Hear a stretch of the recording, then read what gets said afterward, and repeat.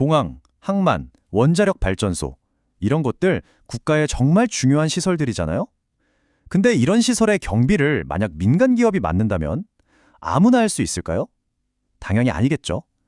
여기에는 아주 특별하고 또 엄청나게 높은 허들이 존재합니다. 오늘 바로 그 이야기, 우리나라 경비업법에서도 가장 까다롭다는 특수경비의 세계로 들어가 보겠습니다. 네, 오늘 살펴볼 내용인데요. 먼저 경비업이 법으로 어떻게 정해져 있는지부터 시작해서요. 어떤 종류가 있는지, 그리고 오늘의 주인공이죠. 최상위 레벨인 특수경비는 대체 뭔지, 또 사업 시작 전에 반드시 거쳐야 한다는 비밀 취급인가라는 아주 중요한 절차를 알아보고 마지막으로 이 모든 게 왜 국가 안보의 최전선에 서 있는 일인지 이야기해 보겠습니다. 자, 첫 번째 이야기입니다. 경비업, 법으로 정하다. 우리나라에서 경비회사를 차리는 게요, 그냥 나 사업할래 하고 사업자 등록만 내면 끝나는 일이 절대 아닙니다. 왜냐하면 이게 공공의 안전하고 너무나 밀접하게 연결되어 있거든요. 그래서 아주 깐깐한 경비업법이라는 법의 통제를 받게 됩니다. 이 경비업법의 목표는 아주 분명해요. 경비업을 좀 더 체계적으로 관리하고 건전하게 운영하자는 거죠. 한마디로 아무나 막 하지 못하게 하고 전문성과 신뢰도를 확보하자는 겁니다. 그래서 첫 번째 조건부터가 까다로워요. 바로 법인이어야만 한다는 겁니다. 개인 사업자로는 아예 시작도 못해요. 왜냐? 법인을 만들어서 책임 소재를 분명히 하고 더 체계적으로 관리하라는 거죠. 좋습니다. 그럼 두 번째, 경비 업무에는 과연 뭐가 있을까요? 우리가 그냥 경비라고 뭉뚱그려 말하지만 법에서는 이걸 아주 세세하게 나눠 넣습니다. 보시는 것처럼 종류가 꽤 많죠? 건물 지키는 시설 경비, 사람을 보호하는 신변 보호, 또 돈이나 귀중품 옮기는 호송 경비, 그리고 각종 센서로 작동하는 기계 경비까지 종류가 다양합니다. 그리고 저기 맨 아래쪽에 보이는 특수 경비, 바로 이게 오늘 우리가 집중해서 볼 가장 높은 등급의 경비 업무입니다. 당연히 각각의 업무마다 필요한 자격이나 책임 수준이 다 다릅니다. 자, 그럼 일반 시설 경비랑 특수 경비가 얼마나 다른지 한번 보세요. 와, 차이가 확 느껴지시죠? 최소 자본금부터가 달라요. 시설 경비는 1억 원인데 특수 경비는 무려 3억 원, 3배입니다. 인력도 마찬가지예요. 그냥 일반 경비원 10명이 아니라 아주 전문적인 훈련을 받은 특수 경비원으로만 20명 이상을 채워야 해요. 이건 뭐 시작하는 문턱부터가 아예 레벨이 다른 거죠. 자, 그럼 세 번째, 드디어 오늘의 핵심, 최상위 레벨인 특수 경비 업무입니다. 대체 뭐가 그렇게 특별하길래 이렇게까지 까다로운 걸까요? 특수경비가 특별한 이유는 딱 하나입니다. 바로 뭘 지키느냐, 그 대상이 다르기 때문이에요.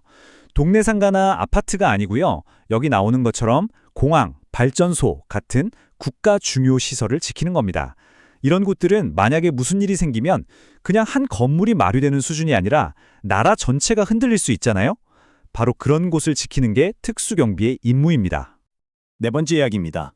업무 시작 전 비밀 취급 인가. 이렇게 엄청난 임무를 맡으려면 당연히 조건도 엄청나겠죠. 여기서 정말 독특하고 절대 그냥 넘어갈 수 없는 절차가 하나 등장하는데요.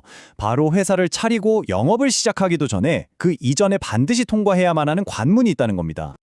바로 이겁니다. 경비업법 시행령 제6조 1항. 법조항이라 좀 딱딱하게 들릴 수 있는데 핵심은 이거예요.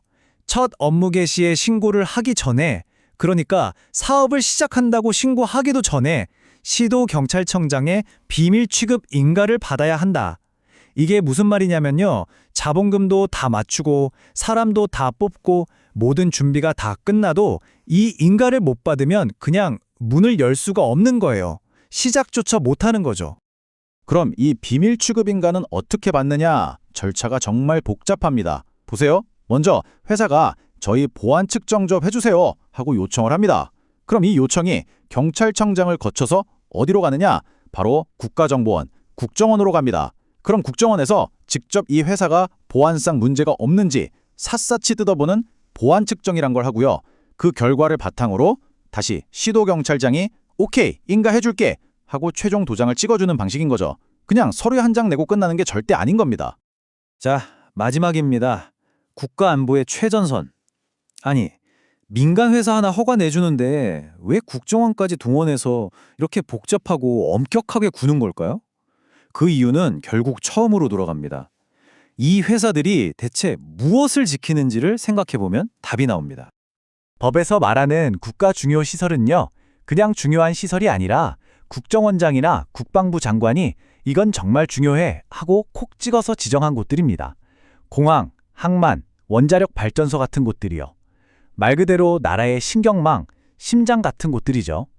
그러니까 이런 곳에 경비를 맡긴다는 건 그냥 우리 건물 좀 지켜주세요 하는 민간 계약이 아니라 사실상 국가 안보의 한 부분을 떼어서 맡기는 거나 마찬가지인 거예요. 그래서 이 업무 개시 전 인가라는 제도가 존재하는 겁니다. 이건 그냥 복잡한 서류 절차가 아니라 일종의 안전 필터라고 보시면 돼요. 국가의 가장 민감하고 중요한 자산을 지킬 자격이 있는지, 정말 믿을 만한 회사인지 그걸 국가가 직접 나서서 사전에 검증하는 거죠. 국방의 첫 번째 문지기 역할을 하는 셈입니다. 자, 이렇게 보니까 어떠세요? 민간 기업이 국가의 핵심 시설을 지키는 일, 이건 그냥 단순한 사업 허가 절차일까요? 아니면 사실상 국가 안보의 가장 첫 번째 방어선을 세우는 일일까요? 민간의 영역과 국가 안보의 영역, 그 경계는 과연 어디쯤에 있는 걸까요? 한 번쯤 생각해 볼 만한 질문인 것 같습니다.